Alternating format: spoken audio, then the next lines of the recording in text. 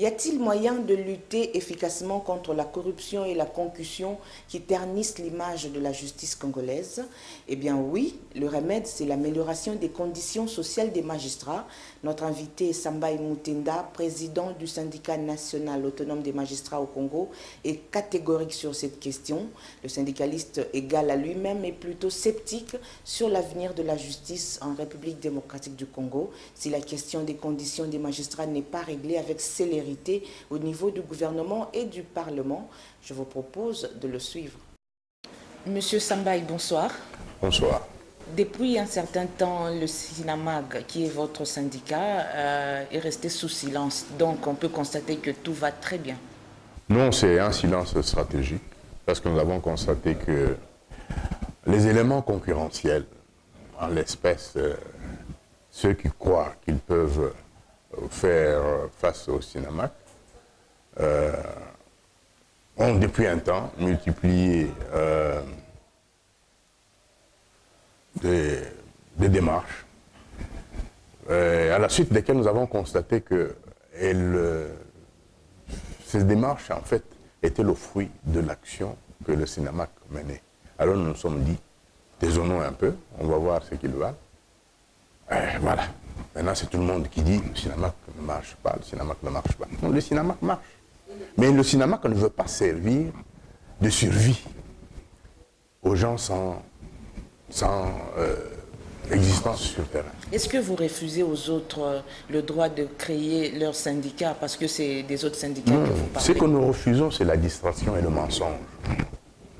Nous voulons que, même s'il y a concurrence, mais que la concurrence soit faite sur base des éléments de droit et des obligations que nous sommes appelés à défendre en faveur de nos membres. Mais s'il y a des gens qui profitent des actions que mène le syndicat autonome pour pouvoir exister, nous disons, observons un peu de quoi sont-ils capables. Et c'est ça le fruit. C'est ça le constat que vous avez fait. Monsieur Sambai, et si l'objectif c'est le même, parler des conditions des magistrats, faire la pression au gouvernement pour que vous puissiez avoir les meilleures conditions qui existent, où est le problème? Malheureusement, nous constatons que l'objectif n'est pas le même. Il y en a qui veulent se remplir les poches sur le dos des magistrats. Et c'est cela que nous ne voulons pas. Monsieur Sambai, est-ce que cette division qu'il y a au sein des syndicats, parce qu'on sent qu'il y a une mésentente terrible, ce n'est pas ça qui fait que vous puissiez passer à côté de votre combat qui est défendre l'intérêt, justement, les intérêts des magistrats? Vous avez raison et vous avez tort à la fois. Mais nous restons fermes sur ce que nous voulons. Et c'est pour ça que nous avons préféré garder un peu silence, pour voir ce que valent les autres. Les conditions de travail, on en parle. Aujourd'hui, quelles sont les préoccupations des magistrats à ce sujet? Aujourd'hui, les conditions des magistrats, les conditions de travail des magistrats ne sont pas réunies. Ils n'ont pas de bureau, ils n'ont pas de bâtiment, ils n'ont pas de financement, ils n'ont pas de frais de fonctionnement, ils n'ont pas de salaire. Au point que moi je dis, aujourd'hui, dans la République, l'autorité publique est l'organe qui entretient la corruption dans ce pays, dans la magistrature, et cela a une fin, pour une fin connue, c'est celle de voir les acteurs politiques rester impunis. Donc c'est en faveur de l'impunité. Donc vous reconnaissez qu'il y a la corruption dans la magistrature parce que... Il y a la corruption dans ce pays, pas seulement dans la magistrature. Il y a la corruption dans ce pays. Dans votre secteur, vous êtes premier président de la Cour d'appel. Madame, je vous dis qu'il y a la corruption dans ce pays qui est entretenue par le pouvoir public. Cela de la tête aux pieds. Le rôle du magistrat, c'est justement dénoncer, rechercher les infractions et arrêter. Voilà pourquoi nous nous battons pour l'indépendance du magistrat, laquelle passe, comme je vous ai dit, par l'amélioration des conditions de vie, par l'amélioration des conditions de travail, par sa sécurité, tant physique que sociale. Voilà. Lesquels ne sont pas réunis aujourd'hui. Monsieur Sambai, la magistrature, c'est aussi un sacerdoce, donc vous n'êtes pas là que pour vous enrichir. Vous êtes là aussi pour travailler pour l'intérêt de la population. Je dis, la magistrature n'est pas, comme vous dites là, un sacerdoce. Non. Vous êtes là pour vous enrichir. Non, on n'est pas là non plus pour s'enrichir. la magistrature passe par une certaine moralité. Si vous appelez moralité le sacerdoce, d'accord. Nous avons la moralité à maintenir, nous avons l'éthique à maintenir, nous avons la déontologie à défendre. Mais cela n'empêche que celui qui s'engage dans la moralité et dans l'éthique ne puisse pas vivre. Vous connaissez ça, quelque part dans un pays? Prenez les pays qu'on appelle les petits pays en Afrique. Pas un seul ne touche le salaire que touche un magistrat congolais. Aujourd'hui, le magistrat congolais débutant touche $500, 400, $500. Madame, pouvez-vous vivre? Vous avez énuméré autant de problèmes, mais vous savez aussi que tous les autres corps ont le même problème. Mais qu'est-ce qui vous donne le droit de penser que les magistrats devraient être privilégiés? Tous les autres corps ont les mêmes problèmes, mais nous aimerions que l'on partage tous le revenu national de manière équitable. Qu'est-ce qui fait que le député et le ministre touchent le salaire qu'ils touchent? C'est ce que vous venez de dire là. Ça concerne aussi les députés? Parce que c'est eux, en fait, les gestionnaires de la République. Le gouvernement, c'est lui qui donne à qui il veut. Le député, c'est lui l'autorité budgétaire. Il s'attribue ce qu'il veut s'attribuer. Mais les magistrats, eux, parce qu'ils sont distants, on leur donne les miettes qu'on peut leur mettre. Votre syndicat existe depuis plus d'une vingtaine d'années. Et à qui incombe justement cette faute si déjà à votre niveau, vous n'avez pas une cohésion pour défendre vos intérêts? Voilà. Et vous avez bien parlé. Il y a deux causes majeures. Il y a l'implication politique et il y a la turpitude du magistrat lui-même, qui n'échappe pas à la turpitude du peuple congolais. Le peuple congolais aujourd'hui... Vous-même compris, hein? Moi, j'ai fait exception et c'est pour ça que je suis devenu syndicaliste. C'est pour ça que je suis devenu syndicaliste. Pour dire à ceux qui doivent faire quelque chose pour la nation de le faire. On vous reproche d'avoir reçu du gouvernement des jeeps. C'est ça qui justifie le fait que vous soyez aussi silencieux et que vous n'arrivez pas à défendre les intérêts des autres. Permettez que je vous dise toute la vérité là-dessus. Le gouvernement n'a jamais acheté une seule jeep à un magistrat. Les magistrats se sont cotisés. Ils ont versé l'argent à ceux qui ont lancé cette opération-là. Vous connaissez le syndicat qui a lancé cette opération. Les magistrats ont cotisé. Et si je vous dis que parmi ceux qui ont cotisé, il y en a jusqu'aujourd'hui qui n'ont jamais reçu ces jeeps-là, vous n'allez pas croire. Mais c'est ça la vérité. Aujourd'hui, et je vous dis qu'aujourd'hui, il y a des procès autour de cette histoire. Si vous ne le savez pas, allez au tribunal de commerce, on vous donnera le RCE sur le procès concernant l'Égypte. Est-ce que vous n'êtes pas en train d'envenimer les choses parce que vous n'avez pas reçu? Je vous dis, je ne pouvais pas recevoir parce que je n'avais pas cotisé. Ce sont ceux qui ont cotisé qui réclament aujourd'hui soit leur argent, soit la Jeep. Monsieur Sambaï, vous dites que le magistrat n'est pas bien payé, mais c'est le même magistrat qui accepte de cotiser pour acheter une Jeep. Après, il faudra acheter du carburant. Après, il faut entretenir cette voiture, cette Jeep. Est-ce que vous pensez que ce n'est pas aux magistrats aussi? Les magistrats eux-mêmes essaient de vivre au-dessus de leurs moyens et puis cherchent à se faire Mais je vous ai dit, mais je vous dis que c'est là que se trouve la faute du gouvernement. Et je vous ai dit que la corruption dans ce pays... On n'a jamais forcé aux magistrats de souscrire, vous le savez. Non, on n'a jamais forcé les magistrats de souscrire, mais on a mis les magistrats dans les conditions, soit de se servir, soit de ne pas se servir. Et c'est cela que nous voulons voir évacuer. Nous voulons que les conditions soient les mêmes, pas exactement les mêmes, mais du moins acceptables, pour tous les fonctionnaires de l'État. Aujourd'hui, là, le revenu est reparti de manière très inéquitable. Vous avez la présidence où ils ont tout, comme on disait à l'époque de Mobutu, ceux qui ont tout et ceux qui n'ont rien, c'est les autres. Vous avez la présidence à tout, le gouvernement a tout, le Parlement a tout. Mais les autres...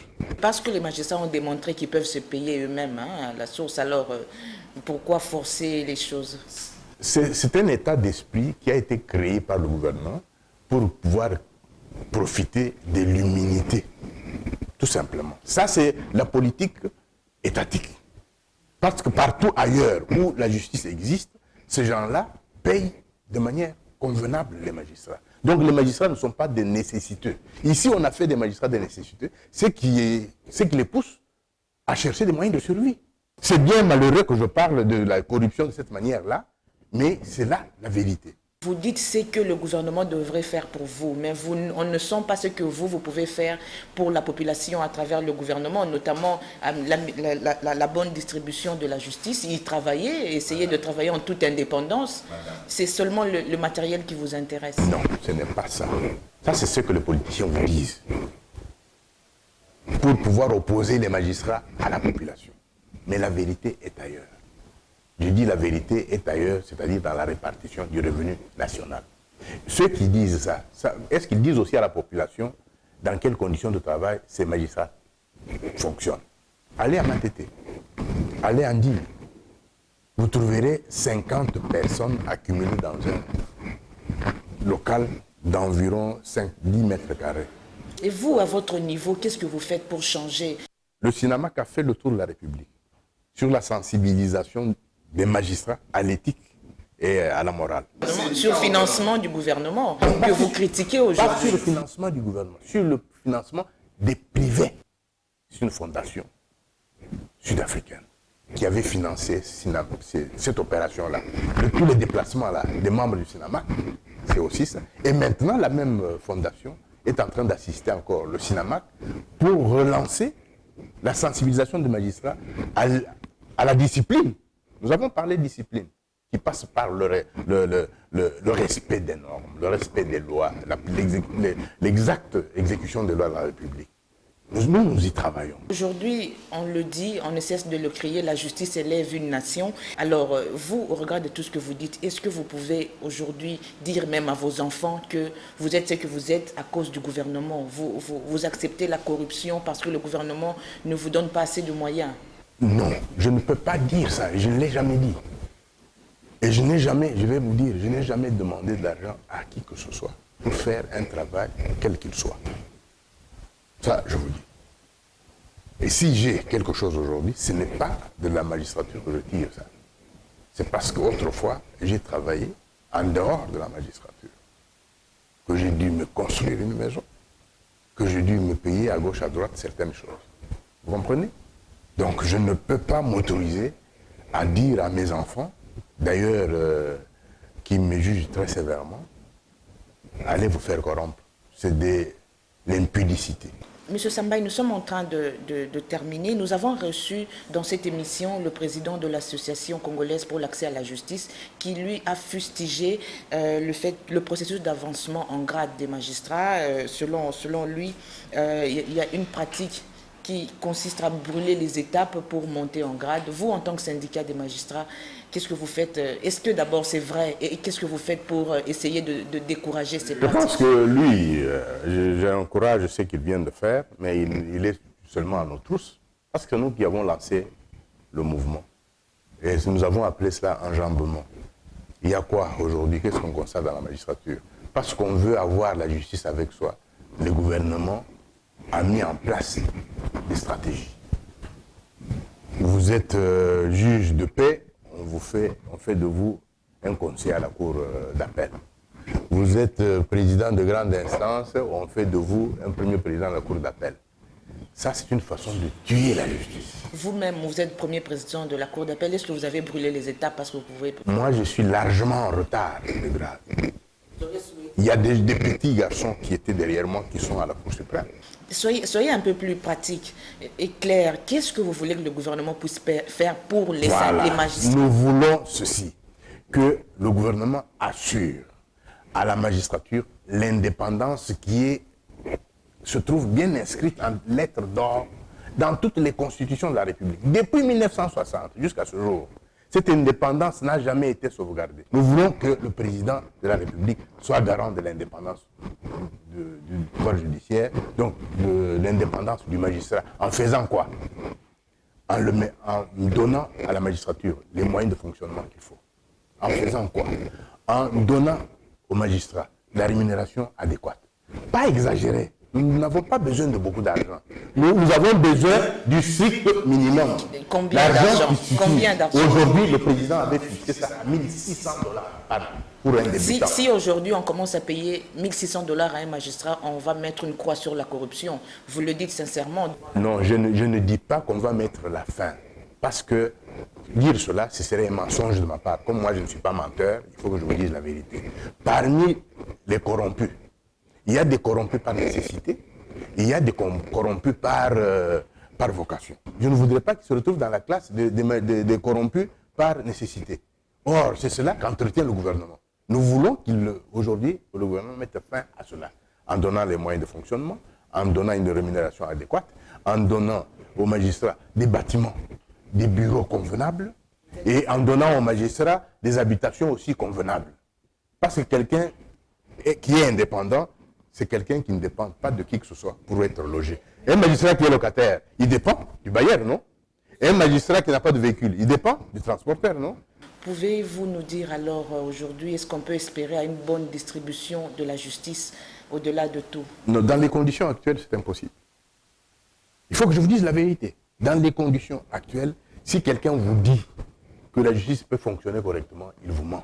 Qu'est-ce que vous proposez comme solution palliative?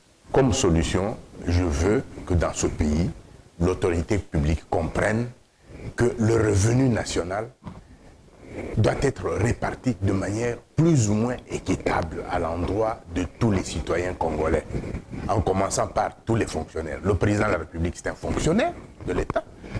Le ministre, c'est un fonctionnaire de l'État. Le parlementaire, dès qu'il revêt cette casquette-là, il est fonctionnaire de l'État parce qu'ils tous, ils démarrent du budget national. Ce n'est pas leur argent à eux. Hein. Merci beaucoup, M. Sambaï, pour avoir accepté de répondre à nos questions.